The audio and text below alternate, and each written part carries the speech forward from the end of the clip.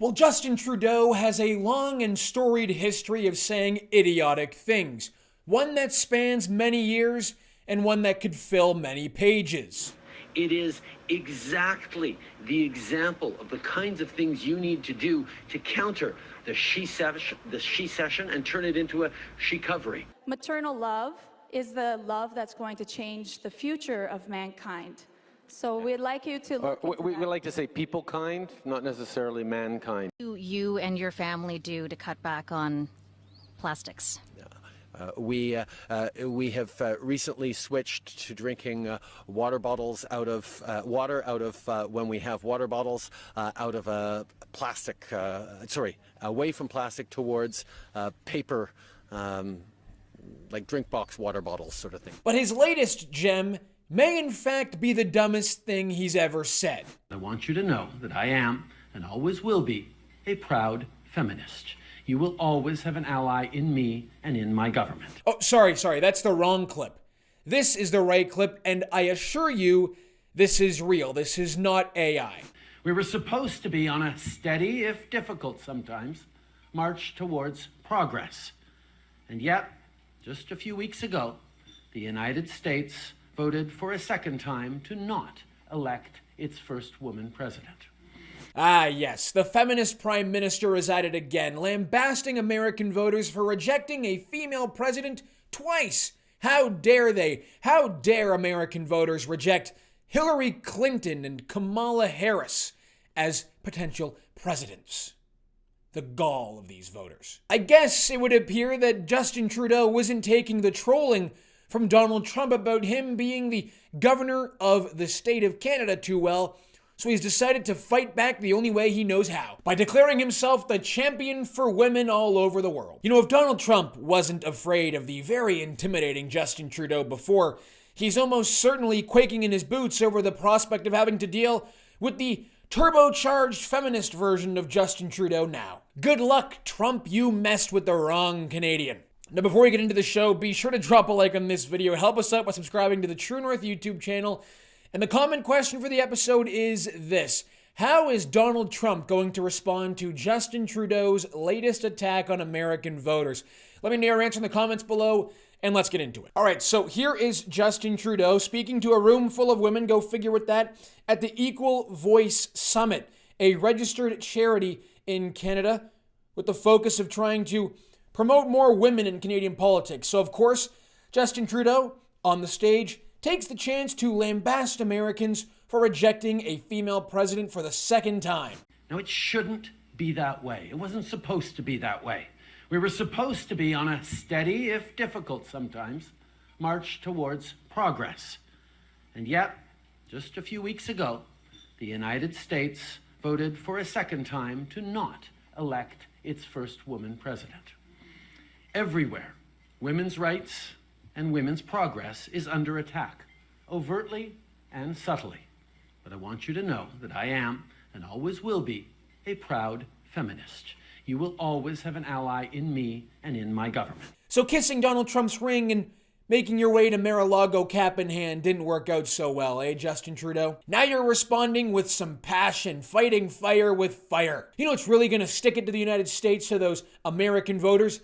Accusing them of being sexist towards women. Well, the world's richest man and one of Donald Trump's closest aides, Elon Musk, responded, "He's such an insufferable tool, won't be in power for much longer." Ontario Premier Doug Ford also responded to the press about Justin Trudeau's comments, calling them unhelpful.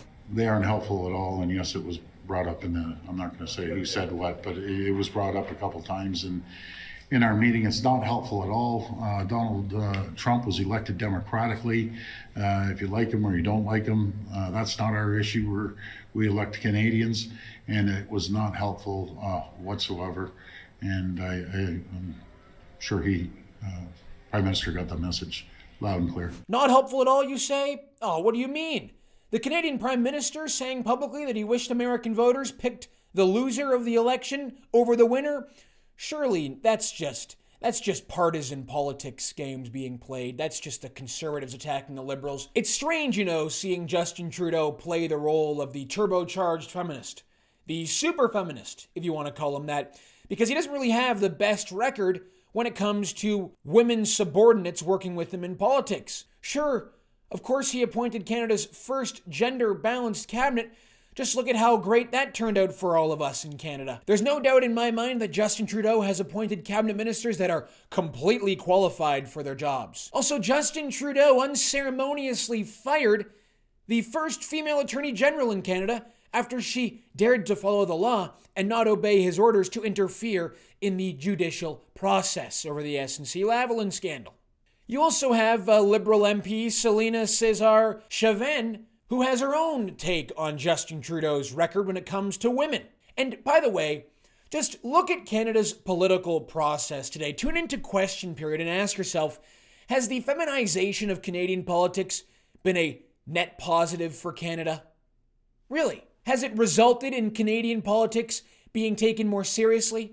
Has it resulted in better outcomes for Canada and Canadians? A fundamental lack of seriousness on both sides of the political debate plagues this country. Instead of trying to stuff your caucus with as many women as possible or as many minorities as possible to show that you are more diverse than the opposition, what about just bringing in and appointing only the most qualified people for the job? What a novel concept. And I'm not going to play the game of saying, oh, the Liberals are the only party to not have a female leader. I don't really care about that, actually. I care about having the most qualified people leading Canada's major political parties. Not being able to turn around and say, oh, the Liberals are the real sexists. The Liberals are the real racists. Who cares? I would argue that the feminization of Canadian politics has been a serious problem. But not in the eyes of Liberal backbench MP Adam Van Koeverden, the former kayaker, who claims that when Justin Trudeau appointed the first gender-balanced cabinet, he got emotional. He started crying. Back in 2015, I went down to Australia after voting to train for the Rio Olympics. And when it was announced that Canada had the world's first gender-balanced cabinet, I was emotional because I didn't realize that hadn't been the case around the world. It takes leadership. And people who think that, Canada's just kind of small on the world stage, maybe a bit insignificant, President Biden did the same thing. And he did it because he said Canada led the way and set a good example. And it appears that Justin Trudeau's approach to Donald Trump is receiving criticism from even the most left-wing radical TV pundits like Joy Reid of MSNBC. Take a look at this. Canada's softer approach, which is let's be friends, and then being humiliated, Justin Trudeau? It's a tale of two different leaders. I mean, you have Trudeau going to Mar-a-Lago straight away after this 25% tariff threat was issued by Trump, cap in hand, as it were, in a kind of posture of submission, although, of course, the Canadians would push back on that. And Claudia Sheinbaum from Mexico issuing a very correct but icily sort of phrased rebuttal of some of Trump's points and essentially doing the opposite of what Trudeau did, not bending the knee. And I guess it's partly a difference between characters, but Sheinbaum, of course, has just recently been inaugurated. She's in the first flush of a strongly elected presidency. Trudeau is dying a political death by 1,000 cuts. I have to throw this little comment in here too, because that Equal Voice Summit really was something else. You had Jagmeet Singh walk up onto that stage after Justin Trudeau and lament the fact that he sees so many, quote, old white men failing upwards. And that needs to change in Canada. Take a listen to this racist rant from Jagmeet Singh. I have seen, if I can be really blunt, I've seen a lot of older white men fail upwards again and again.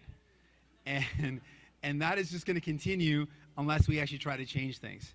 So I fundamentally believe if you don't change things, you're going to have the same system.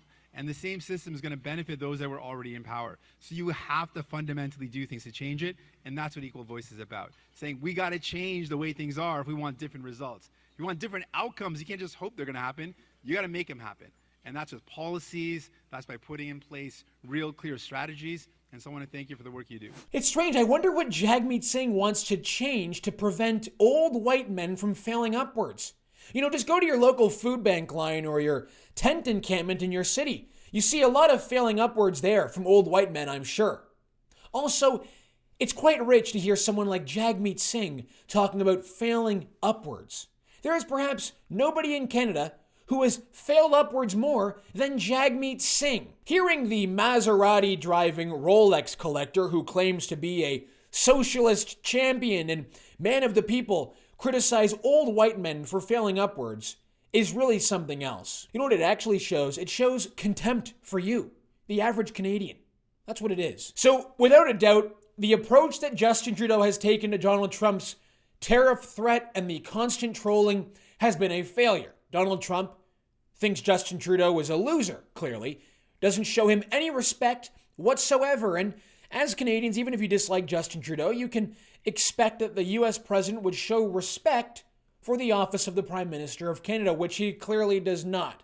Donald Trump has no respect for this country or the Prime Minister. Maybe that's because we have not responded with strength, but instead responded with weakness, responded with cap in hand, begging to be treated fairly, a completely opposite approach to what we've seen from the Mexican president, Claudia Sheinbaum, who not only responded with retaliatory threats, but also responded by attacking American drug users for the fentanyl crisis. Si un porcentaje de lo que Estados Unidos destina a la guerra se dedica a la construcción de la paz y al desarrollo, se estará atendiendo de fondo la movilidad de las personas.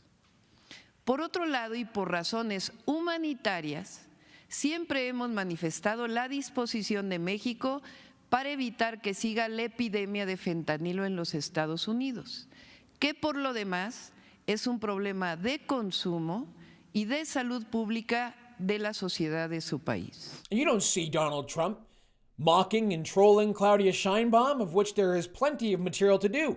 You don't see that at all. It's because Donald Trump respects strength. It's no secret, he said it before. So, Ontario Premier Doug Ford is trying to chart his own path, his own response to Donald Trump's threats with some strength. We will go to the full extent, depending on how far this goes. We will go to the extent of cutting off their energy, going down to Michigan, going down to New York State, and over to Wisconsin. I don't want this to happen, but my number one job is to protect Ontarians and Canadians as a whole, since we're the largest province. While Justin Trudeau and his fancy, colorful socks attacks Donald Trump for not being feminist enough, Doug Ford comes out of nowhere and starts threatening to turn off energy and electricity to American northeastern states. Trudeau will lambast you for not being a feminist. Doug Ford is threatening to freeze Americans to death in the winter. Genuinely, I ask you, which approach do you think is going to receive more respect from Donald Trump? At least someone is trying to fight back and stand up for Canadians. If the Canadian economy is going to be tariffed to death and we're all going to be extremely poor for the next several generations, we might as well go down with a fight instead of a whimper. Of course, all of this could be avoided if Canada just controlled the border.